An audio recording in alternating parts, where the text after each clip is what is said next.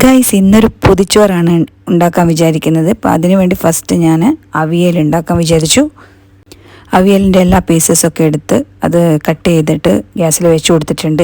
ഇനി കുറച്ച് തേങ്ങയും അതിൻ്റെ പച്ചമുളകും ജീരകവും ഒക്കെ ചതക്കി അതുകൂടി ഇതിനോട് ചേർത്ത് തൈര് ഒഴുക്കി കഴിഞ്ഞാൽ അവിയൽ ഫിനിഷ്. അടുത്തത് വിചാരിക്കുന്നത് പ്രോണിൻ്റെ എന്തെങ്കിലും ഒരു ഐറ്റം ഉണ്ടാക്കാമെന്ന് വിചാരിക്കുന്നത്. അതിന് വേണ്ടിയിട്ട് കുറച്ച് പ്രോൺ എടുത്തിട്ട് ഫ്രൈയും ചെയ്യാം, പിന്നെയുള്ള കുറച്ചെടുത്തിട്ട് മസാലയാക്കിയിട്ട് വെക്കുകയും ചെയ്യുന്നുണ്ട്.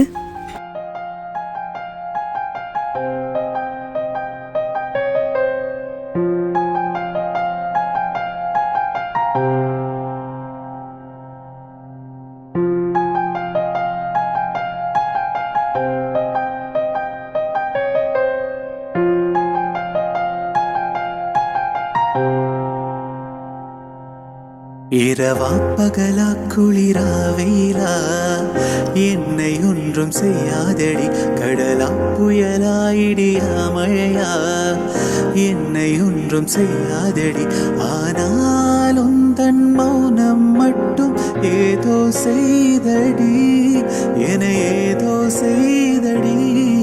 ചോറിൻ്റെ പൊതി കെട്ടിവെച്ചതിന് ശേഷം ഞാനൊരു പായസം കൂടി ഉണ്ടാക്കാമെന്ന് വിചാരിച്ചു. അപ്പോൾ അതിന് വേണ്ടിയിട്ട് അട പായസമാണ് ഉണ്ടാക്കുന്നത്. അട ചെറിയ പീസ് അടയാണ് ഞാൻ എടുത്തത് കടയിൽ നിന്ന്. അപ്പോൾ അത് ചൂടുവെള്ളത്തിൽ ഒരു കുറച്ച് നേരം ഒന്ന് സോക്ക് ചെയ്തതിന് ശേഷം പിന്നെ നേരെ പായസവും കൂടെ ഉണ്ടാക്കി. പൊതിച്ചോറുണ്ടാക്കിയ എല്ലാ ഐറ്റത്തിൻ്റെയും വീഡിയോ നാളെ ഞാൻ യൂട്യൂബിലിടാം. എല്ലാവരും പോയിട്ട് ഒന്ന് കണ്ടു നോക്കുക.